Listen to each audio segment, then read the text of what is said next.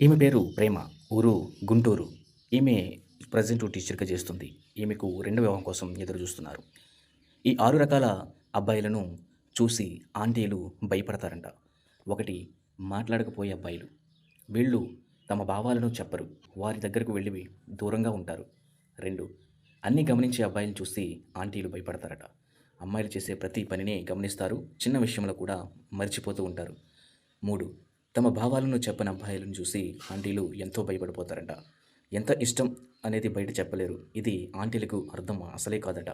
4 ఎటువంటి సమాచారం లేకుండా దూరంగా వెళ్ళిపోయే అబ్బాయిలను చూసి ఆంటీలు భయపడతారట. సమస్య వచ్చినప్పుడు మాట్లాడకుండా దూరంగా వెళ్ళిపోతూ ఉంటారు. 5 అందరిని పట్టించుకోని అబ్బాయిలను చూసి ఆంటీలు ఈ యొక్క మాట్లాడిన అబ్బాయిలను పట్టించుకోరు. ఒకరోజు తెలియకుండా దూరం అయిపోతారని భయపడుతూ ఉంటారట. తమ భావాలను అదుపులో పెట్టుకోలేని అబ్బాయిలను చూసి ఆంటీలు భయపడతారట. కోపం, బాధ, అసహనం ఎక్కువగా చూపిస్తూ ఉండే అబ్బాయిలను చూసి ఆంటీలు భయపడేలా చేస్తారట. గుర్తుంచుకోండి, ప్రతి ఆంటీ బలహీనురాలు కాదు. కొన్ని విషయాలు ఆమె గుండెను, మనస్సును భయపెడతాయి.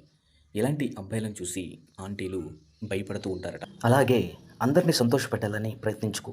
ఎందుకంటే నువ్వు ఎంత మంచిగా ఉన్నా నీ విలువ తెలియని వాళ్ళ కళ్ళలో నువ్వు ఎప్పటికీ తప్పుగానే కనిపిస్తావు. అందరినీ సంతోషపెట్టాలని ఎప్పుడు కూడా ప్రయత్నించకూడదు. మరియు ముఖ్యంగా ఆంటీలని